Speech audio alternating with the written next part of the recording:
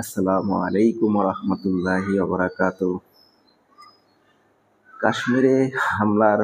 কাশ্মীরে হামলায় মোদিকে সমর্থন করলেন মার্কিন প্রেসিডেন্ট ডোনাল্ড ট্রাম্প। জানালেন সমবেদনা। কাশ্মীরে ভয়াবহ জঙ্গি হামলার পর গোটা উপত্যকায় ছড়িয়ে পড়েছে আতঙ্ক।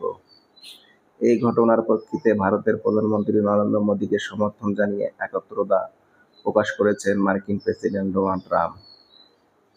তিনি তিনি জঙ্গি হামলার তীব্র নিন্দা জানিয়ে বলেন, ভারত শক্তিশালী দেশ, তাদের শক্তি দিয়ে এই হামলার মোকাবেলা করবে। কাশ্মীরে ঘটে যাওয়া ভয়াবহ জঙ্গি হামলার পর সৌদি আরব সফর সংক্ষিপ্ত করে হঠাৎ করেই দেশে ফিরেছেন ভারতের প্রধানমন্ত্রী নরেন্দ্র মোদী। এই সিদ্ধান্তে